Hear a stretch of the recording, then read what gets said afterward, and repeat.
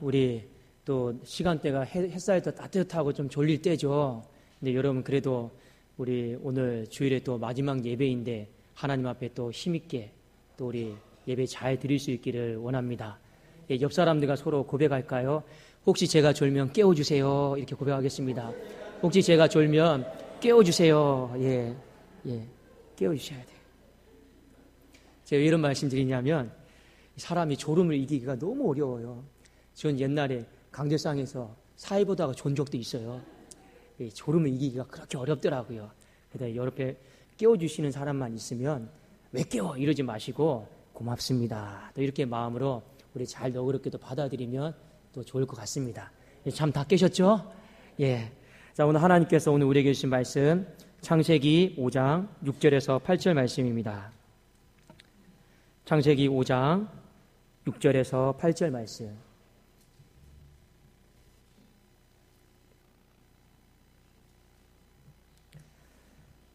자, 우리 한 목소리로 6절부터 8절까지 같이 한번 읽도록 하겠습니다. 시작. 셋은 105세에 에노스를 낳았고 에노스를 낳은 후 807년을 지내며 자녀들을 낳았으며 그는 920세를 살고 죽었더라. 아멘. 오늘은 실패를 경험할 때 이 말씀으로 셋이다라고 하는 사람을 중심으로 해서 우리에게 주시는 은혜를 한번 살펴보고자 합니다. 먼저 이 아담과 하와의 자녀들을 한번 우리 계보를 살펴볼 필요가 있는데 가인이 있었고 아벨이 있었습니다. 근데 이제 다 어그러진 길로 갔죠. 그 다음에 하나님이 주신 자녀가 셋이었습니다. 창세기 4장 25절에 보니까 아담이 다시 자기 아내와 동침하매 그가 아들을 낳아 그의 이름을 셋이라 하였으니 이는 하나님이 내게 가인이 죽인 아벨 대신에 다른 씨를 주셨다 함이며. 그러니까 셋의 가장 기본적인 1차의 뜻이 뭐냐면 다른 씨라고 하는 거예요. 다른 씨, 다른 방법, 다른 계획. 이것이 바로 셋의 가장 기본적인 뜻입니다. 또 하나 셋의 뜻이 뭐냐면 여러분 우리 영어지만 흔하게 쓰는 말이 있어요. 우리 어떤 일을 이렇게 처음 시작할 때 세팅한다고 그러잖아요. 강제상 세팅됐습니까? 또 뭐 준비됐습니까? 그 세팅한다 할 때 그 셋이 바로 이 셋입니다. 그래서 셋이다라고 하는 이 뜻은요, 두 가지 뜻이 있어요. 하나는 다른 씨, 다른 방법, 다른 계획. 또 하나는 기초를 세우다, 토대를 세우다. 이 두 가지 이제 뜻이 있습니다. 이걸 우선 머릿속에 잘 염두에 두시고 이 말씀을 통해서 우리가 실패를 경험할 때 이것이 우리에게 주시는 은혜가 무엇인지를 우리가 한번 좀 살펴보면 유익할 것 같습니다. 자, 먼저 인간이 실패를 했어요. 가인과 아벨이 있었잖아요. 아담과 하와가 가인과 아벨을 낳았는데 첫 아들은요, 신앙에 대한 기대감을 갖고 있었는데 신앙을 떠났어요. 부모님들이 제일 속상한 게 뭐냐면 자녀들이 신앙의 길로 걸어가야 되는데 신앙의 길을 떠나는 것. 이게 부모에게 있어서는 큰 아픔이고 상처고 눈물이지 않습니까? 아담과 하와도 첫 아들이 이렇게 낳았는데 신앙의 길로 가기로 그렇게 원했건만 어떻게 합니까? 하나님을 등지고 죄를 짓고 그 길로 이제 걸어가 버린 거죠. 그 집에 첫 번째 인생의 실패가 찾아온 것입니다. 둘째 아들은 아벨은 그나마 나았죠. 근데 아벨은 우리가 어떻게 됐습니까? 형이 하나님 앞에 제사를 드리는데 나의 제사에는 관심이 없다 하여서 아벨을 그냥 쳐 죽입니다. 그래서 아벨의 뜻이 그냥 물거품이라는 뜻이 있고 허무하다는 뜻이 있습니다. 그의 인생이 이름처럼 물거품이 되어버리고 허무한 인생이 되어버린 것이죠. 자, 이렇게 보면 아담과 하와의 인생 가운데 모든 인간의 수는요, 없는 것처럼 보여요. 그렇지 않습니까? 하나님이 분명히 여자의 후손을 통해서 새로운 하나님의 나라 에덴 동산을 세우시겠다라고 했는데 더 이상 세울 사람이 없는 거예요. 인간의 소망이 다 끊어진 것이고 인간의 방법이 다 끊어진 것이었습니다. 그때 하나님이 씨를 주셨어요. 생명을 주셨어요. 그 씨가 무엇입니까? 바로 셋입니다. 다른 씨, 다른 방법, 다른 계획을 주심을 통해서 하나님이 실패한 인간을 향해서 새로운 소망을 보여주신 것이 바로 오늘 말씀입니다. 오늘 이 말씀을 첫 번째 우리가 왜 중요하냐? 우리도 인생을 살아가면서 이런 경우가 있죠. 내가 인간이 쓸 수 있는 모든 수가 없어질 때가 있어요. 그러니까 소망이 끊어진다고 하죠. 도무지 방법이 안 보일 때가 있습니다.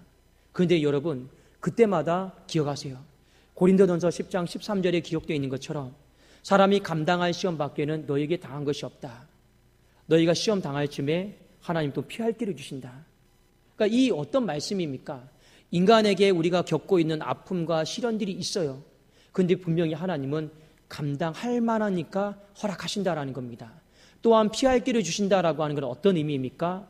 우리의 인생의 실패처럼 보여도, 더 이상 소망이 없는 것처럼 보여도 하나님이 반드시 다른 시, 다른 방법, 다른 계획, 다른 소망을 우리에게 부어주신 줄로 믿습니다. 이게 바로 세세의 은혜예요. 성경에 보면 이 세세의 은혜가 구약 성경에도 몇 군데 나오는데 한번 우리가 찾아보기를 원합니다. 에스더 4장 14절 말씀입니다. 에스더 4장 14절.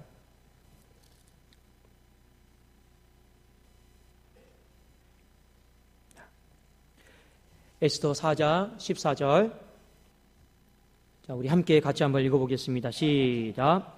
이때에 네가 만일 잠잠하여 말이 없으면 유다인은 다른 데로 말미암아 노임과 구원을 얻으려니와 너와 내 아버지 집은 멸망하리라. 네가 왕후의 자리를 얻은 것이 이때를 이함이 아닌지 누가 알겠느냐 하니. 말씀의 배경이 무엇이냐? 하만이다라고 하는 사람이 유대인들을 너무 싫어합니다.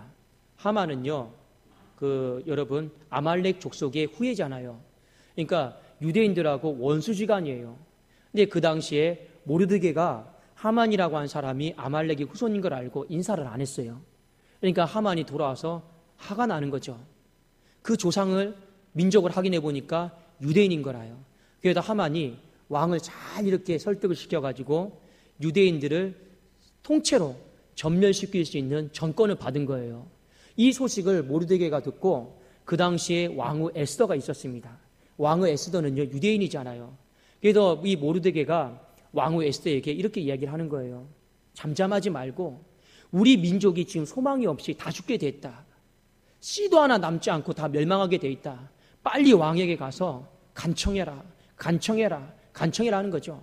그런데 문제는 뭡니까? 이 에스더 왕후가 왕 앞에 나간 지 못한 지가 30일이나 넘었어요. 그러니까 왕 앞에 사랑을 못 받은 여자예요.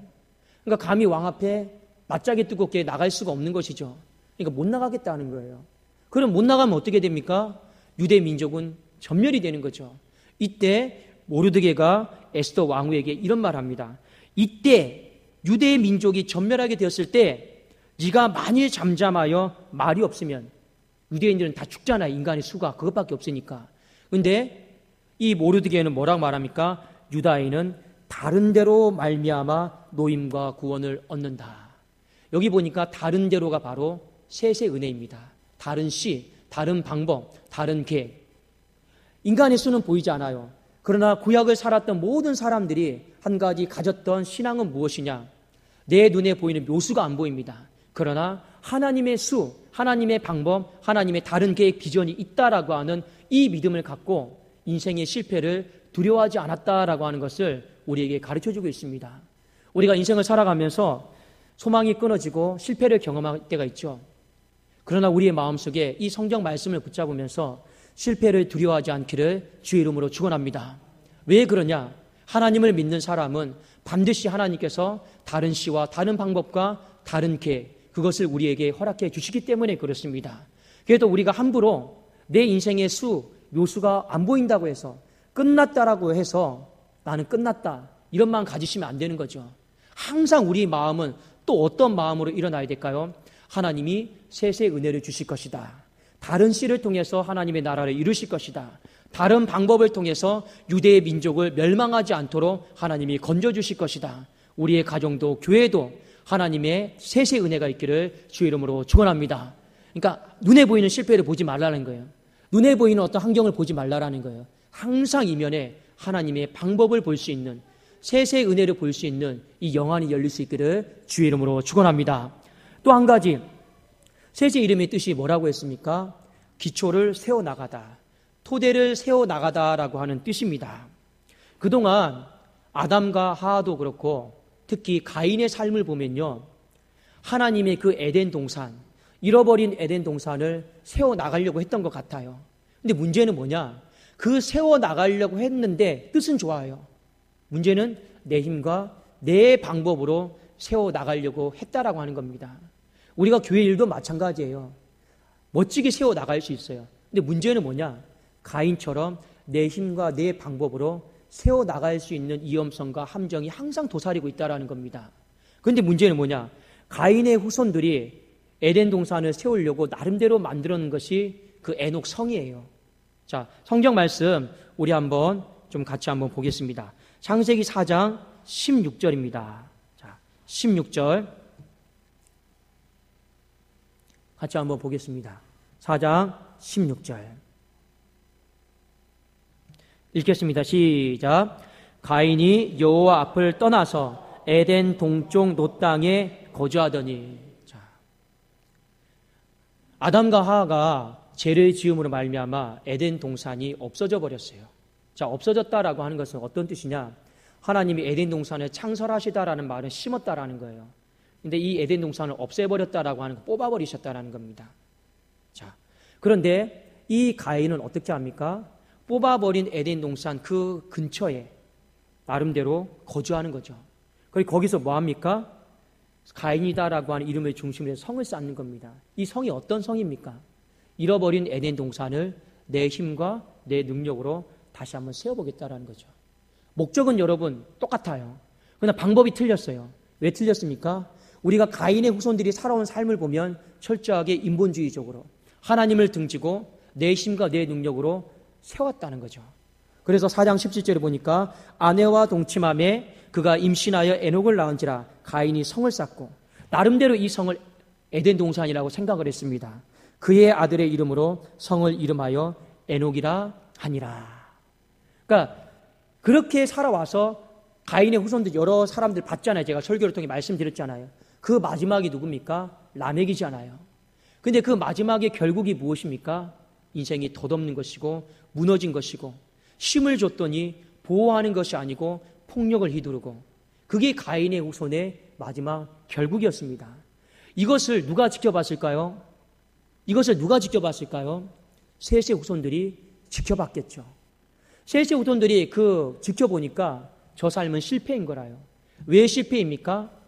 똑같이 에덴 동산을 세우겠다라고 하는 거룩한 마음은 있는데 다 자기의 힘과 능력으로 또 세우고 봤더니 하나님의 이름은 온데간데 없고 다 자기 이름만 있는 거예요. 그러니까 실패한 거죠. 그 실패를 가장 똑똑히 본 민족이 누구냐? 후손들이 누구냐? 셋의 후손들인 거예요. 그러니까 셋의 후손들이 결단한 거죠. 결심한 거죠. 우리는 그러면 내 힘과 내 능력으로 교만함으로 세워나가지 않겠다. 그럼 우리는 어떻게 해야 됩니까? 하나님이 주신 힘과 하나님이 주신 능력으로 하나님을 의지해서 우리는 세워나갈 것이다. 결단을 한 거죠. 그 결단이 여러분 창세기 4장에 그대로 같이 다 묻어져 있습니다. 4장 26절 우리 같이 한번 읽어보겠습니다. 4장 26절입니다. 같이 한번 읽어볼까요? 시작. 셋도 아들을 낳고 그의 이름을 에노스라 하였으며 그때의 사람들이 비로소 여호와의 이름을 불렀더라. 자, 26절에 이 말씀이 있잖아요. 그 25절 앞에 뭐가 있냐면 가인의 후손들이 어떻게 살아왔는가가 나와 있어요. 이렇게 사는 걸 보니까 다 망하는구나. 그래도 26절에 셋의 후손이 등장을 합니다. 등장을 하면서 뭐라고 고백합니까? 그때의 사람들이 비로소 이 말이 무슨 말이냐면 공식적으로예요. 공식적으로 여호와의 이름을 불렀더라. 여호와의 이름을 불렀더라라고 하는 것은 가장 기본적인 뜻이 예배를 드렸다라는 겁니다. 하나님 앞에 기도했다라는 겁니다. 여러분, 물론 아벨 시대 때도 아담과 하와 때도 하나님 앞에 예배드리 기도했어요. 그런데 지금 비로소 여호와의 이름을 불렀다라고 하는 말은 무슨 말이냐? 이 가인의 자손들이 사는 걸 보니까 우리는 그냥 우리 자손들은 우리 후손들은 결단해야겠다. 우리는 그냥 여호와의 이름 안에서 평생 살다가 죽기로 그냥 결단해야겠다. 우리 자손들은 평생 여호와 앞에 어떤 일이 있어도 공식적으로 하나님 앞에 예배드리는 백성으로 기도하는 백성으로 이건 타협하지 않고 무조건 살아야겠다라고 결심한 장면이 바로 비로소 여호와의 이름을 불렀더라라고 하는 말씀인 것입니다. 사랑하는 여러분, 그래서 셋 이후부터는요, 사람들이 공식적으로 우리는 하나님을 내 아버지입니다. 우리는 하나님 안에서 살겠습니다. 하나님 주신 힘과 능력이 아니고는 우리는 한 발자국도 움직이지 않겠습니다. 이 거룩한 결단을 하는 것이죠.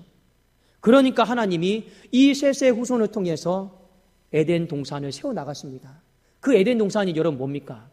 예수 그리스도를 통해서 주실 메시아의 왕국, 하나님의 나라, 영원히 무너지지 않는 그 나라를 셋의 후손을 통해서 하나님이 세워나가신 줄로 믿습니다. 우리는 기억해야 돼요. 내 힘과 내 능력으로 세우잖아요. 아무리 멋진 성을 만들 수 있을 것 같지만 결국에는요, 썩어질 성입니다. 무너지는 성입니다. 바벨탑과 같은 성입니다. 그러나 우리가 여호와의 이름을 부르고 내가 하나님을 의지해서 내 인생의 기초를, 내 가정을, 내 교회를 세워나가겠다라고 하는 마음을 가지면 때로는 우리의 인생이 넘어지는 것처럼 보이지만 또 넘어지고 또 넘어지고 또 넘어져서 6번 넘어지는 것처럼 보이지만 시편 말씀에 이르기를 의인의 요동함을 영원히 허락하지 아니하시고 6번 넘어져도 저는 내가 반드시 7번째 일으켜주시는 은혜가 있는 줄로 믿습니다. 왜 그럴까요? 하나님을 의지했기 때문에 그렇습니다. 하나님을 의지하면서 세워나가겠다라고 마음속에 결단하고 결심을 했기 때문에 그렇습니다. 사랑하는 여러분, 가정도 마찬가지고 교회도 마찬가지고 구역도 마찬가지고 사업장도 마찬가지입니다.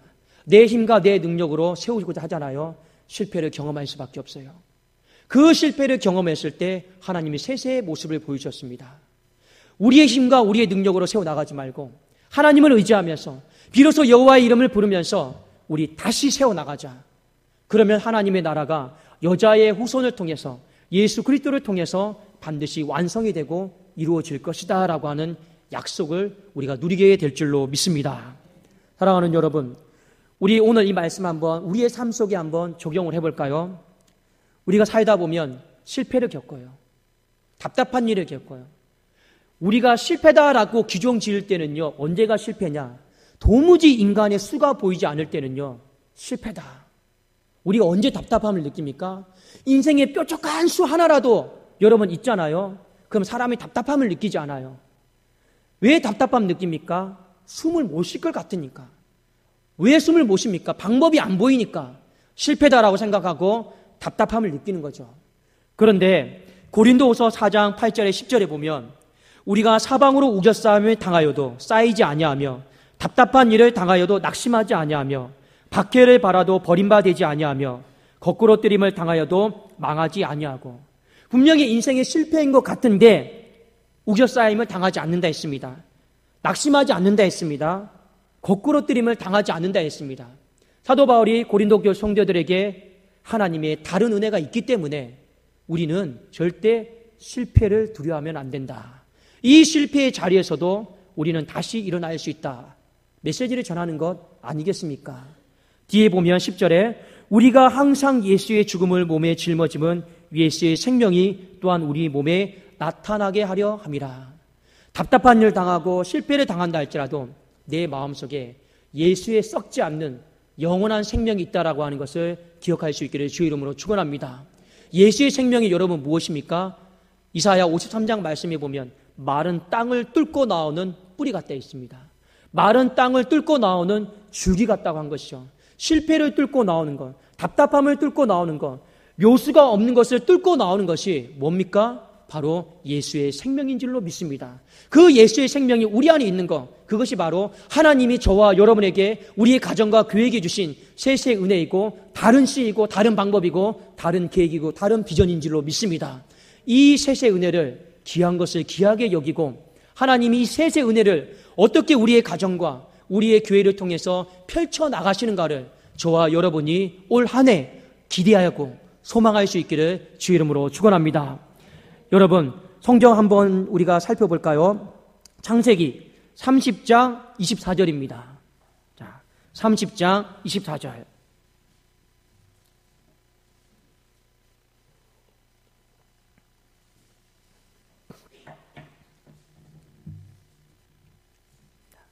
같이 한번 우리 읽어보겠습니다. 여기도 보면요, 셋의 은혜가 나와요.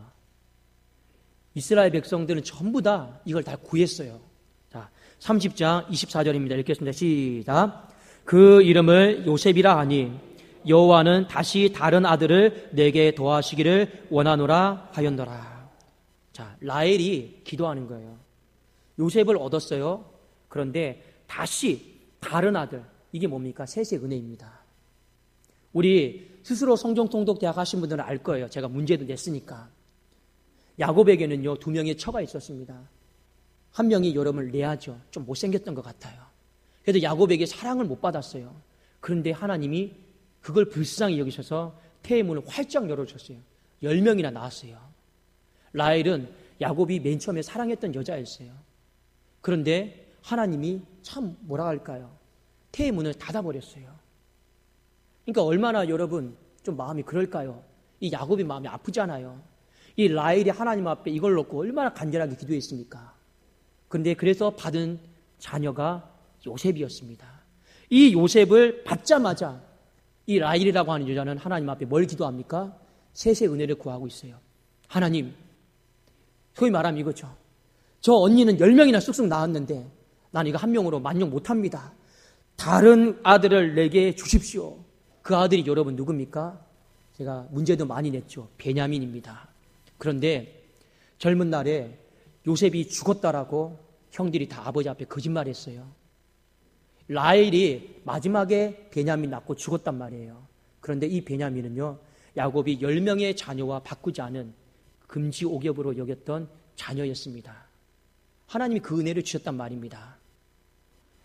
사랑하는 여러분, 중요한 게 있어요. 하나님은요, 우리가 실패다라고 생각했을 때, 부족함이 많다라고 생각했을 때 하나님은 반드시 다른 은혜를 구하는 자에게, 셋의 은혜를 구하는 자에게 그 은혜를 부어주신다라고 하는 거 저와 여러분이 신뢰할 수 있어야 됩니다. 저는 왜 이런 말씀 드리냐, 지난주 화요일날 전도하러 딱 나갔어요. 어떤 분들은 오신다라고 약속까지 다 했죠. 오늘 보니까 한 명도 안 왔어요. 저는 그때마다 느끼는, 목사는 속고 사는 게 그냥 목사다 하고 그냥 넘겨버립니다. 그런데 제가 새벽마다 집사람과 당회실 문고리를 붙잡고 기도하고, 재정부실 문고리를 붙잡고 기도하고, 또 새가족부실 문고리가 2개나 있잖아요. 그거 붙잡고 기도하는 거예요. 근데 기도하면서 하나님 앞에 기도해요. 이번 주에 이런 사람들이 꼭 왔으면 좋겠습니다. 근데 제가 구했던 은혜예요. 그런데 안 왔잖아요. 그러면 하나님은 제가 그럼에도 불구하고 왜 하나님 안 보내주셨습니까? 그 얼마나 열심히 밤새 쿠키 만들어가지고 또 전도했는데 약속 이렇게 위반하시면 하나님 좀 아니죠. 이런 말도 할 수도 있죠. 근데 하나님 앞에 할 말이 없어요. 왜 그러냐? 하나님은 저한테 뭐라 말씀하냐? 그래, 그 사람은 안 왔다. 그러나 내가 오늘 너에게 다른 은혜를 주지 않았느냐? 근데 오늘 여러분 제가 왜 이 말씀 드리냐? 오늘 우리 교회에 처음 오신 분들이 11명이나 있어요. 보러 오신 분들이. 그러니까 하나님 앞에 할 말이 없는 거예요. 하나님 정말 기가 막히신 분이에요. 놀라우신 분이잖아요. 우리는 이렇게 돼야지, 이렇게 쌓아나갈 수 있다 생각하는데 하나님 그 인간의 모든 것들을 다 무너뜨리시고 하나님의 힘과 계획과 능력으로 그냥 이끌어 나가시는 것 같아요. 그러니까 우리가 하나님 앞에 이름을 부르짖고 기도하는 것 외에는 정말 방법이 없는 것 같다, 이런 생각이 드는 거라요. 그래도 여러분, 잠언 16장 18절에 교만은 패망의 선봉이요 거만한 마음은 넘어짐의 앞잡이라. 그래도 우리의 마음속에 교만하지 마라, 거만하지 마라. 그거 다 넘어진다. 어떻게 해야 됩니까? 여호와의 이름을 부르고 기도하면서 우리는 하나님 안에 살겠습니다. 우리의 가정은 하나님은 절대 떠나지 않겠습니다. 우리의 교회는 절대로 어떤 시련과 아픔이 있어도 하나님을 신뢰하고 부르짖고 예배의 자리를 지키며 나가겠습니다. 우리가 할 수 있는 것이 이거 외에 무엇이 있겠습니까? 그런데 이런 고백과 마음속에 셋의 은혜를 붙잡고 살아가고자 하는 심령에게 하나님은 기가 막히게 하나님이 위대한 나라를, 위대한 역사를 이루어 가신다라고 하는 것입니다. 사랑하는 여러분, 우리 이제 셋의 은혜를 구할 수 있기를 주의 이름으로 축원합니다. 실패를 당해도 이번 한 주 하나님이 내게 다른 은혜를 주실 거야. 또 우리가 실패를 당했을 때, 혹여 내가 넘어졌을 때 내가 교만하지는 않았나, 내가 거만하지는 않았나, 그거 한번 다시 한번 돌아보면서 하나님, 내가 다 털고 일어나겠습니다. 이제 여호와의 이름을 부르짖고 예배 똑바로 드리겠습니다. 기도하는 삶을 살겠습니다. 순종하는 삶을 살겠습니다. 이 고백을 붙잡고 사는 사람이 셋의 은혜가 함께 하는 것입니다. 여러분 이 말씀 꼭 기억하면서 이번 한 주 하나님께서 우리에게 어떤 은혜를 주시는가를 저와 여러분이 많이 경험하고 감사할 수 있기를 주님의 이름으로 축원합니다. 기도하겠습니다.